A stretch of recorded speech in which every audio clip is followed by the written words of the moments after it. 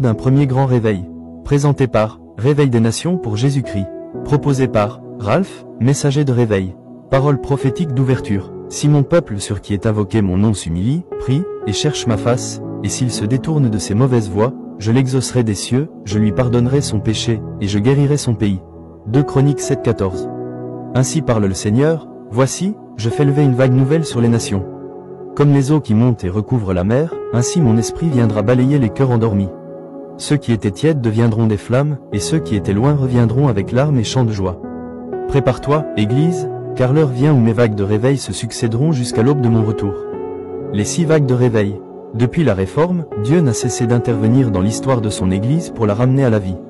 Ces moments puissants, appelés « réveil », sont des saisons où le ciel s'ouvre, où le péché est exposé, et où la sainteté de Dieu se manifeste avec force. Dans un réveil authentique, les cœurs sont brûlants pour la prière, la parole prend une place centrale, et des milliers viennent à Christ en peu de temps. Les villes, les nations et même les continents portent alors l'empreinte visible de la gloire de Dieu. Les réveils surgissent souvent après un temps de déclin spirituel profond. Mais à chaque fois, Dieu a suscité une vague nouvelle pour briser l'apathie et rallumer la flamme. Depuis le début du XVIIIe siècle, 6 vagues majeures se sont levées, chacune marquant une étape décisive dans l'histoire spirituelle. Première vague, le Grand Réveil de 1727. Cette première grande vague n'était pas la plus vaste en nombre, mais elle fut la première à toucher plusieurs nations simultanément. Tout a commencé dans la petite communauté morave de Herrnhut, en Allemagne. Sous la direction du comte Nikolaus Ludwig von Zinzendorf, les croyants entrèrent dans une intense saison de prière, de repentance et de réconciliation.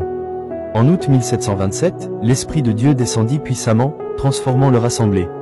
De là naquit une chaîne de prière ininterrompue qui dura 100 ans. Dans les décennies qui suivirent, cette communauté envoya plus de 300 missionnaires dans le monde, portant le feu du réveil jusqu'en Angleterre et en Amérique.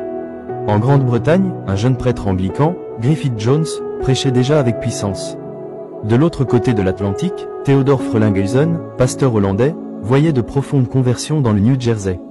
Puis vint Jonathan Edwards, à Northampton, Massachusetts, dont les prédications déclenchèrent une vague de repentance et d'enseignement sur le réveil qui inspire encore aujourd'hui.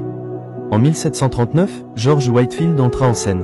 Avec une voix et une onction hors du commun, il prêcha à des foules de 20 000 à 30 000 personnes, parfois en plein air.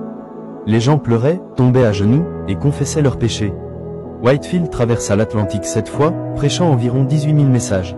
À ses côtés, John Wesley, converti en 1738 lors d'une réunion de prière à Londres, devint l'architecte du réveil méthodiste.